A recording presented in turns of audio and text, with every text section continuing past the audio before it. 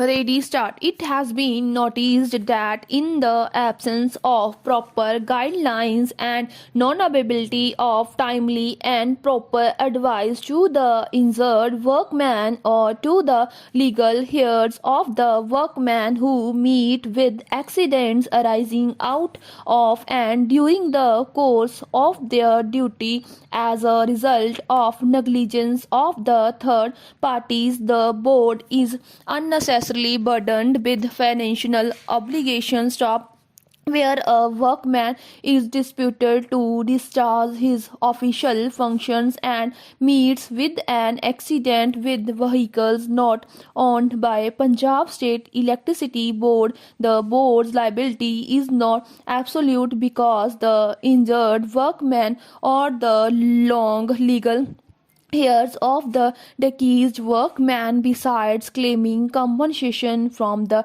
board under the Workmen's Compensation Act, have other alternative remedies available to them. Stop the compensation payable by the board under the Workmen's Compensation Act in most of the cases is inadequate is compared to the compensation or damages which the workman or legal heirs of the workman can recover from the wrongdoers under the provisions of Motor Vehicles Act and the Indian Fatal Accidents Act. Stop whenever an eventuality arises, the workman or his legal heirs could be suitably advised for minimizing burden on the board's exchequer. The basic provisions of the Motor Vehicles Act are, notwithstanding anything contained in the Workmen's Compensation Act,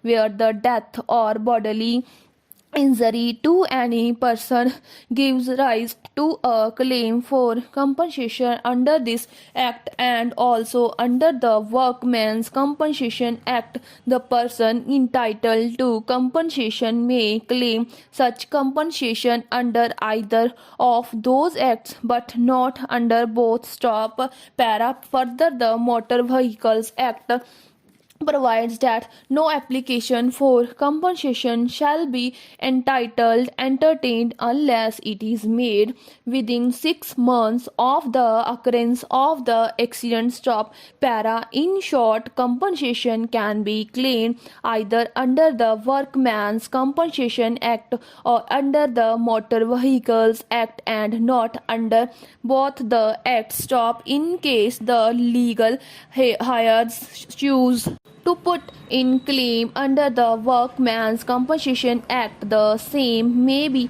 entertained, and the administration should not insist upon them that they must load claim under the Motor Vehicles Act. Stop. The limitation for claiming compensation under the Motor Vehicles Act by way of filing an application by the legal heirs in 6 months. Stop. The injured workman or legal heirs of the deceased workman should be advised to claim compensation from the Motor Accidents Claim Tribunal against the owners or drivers of the vehicle within 6 months from the occurrence of the accident. Stop para.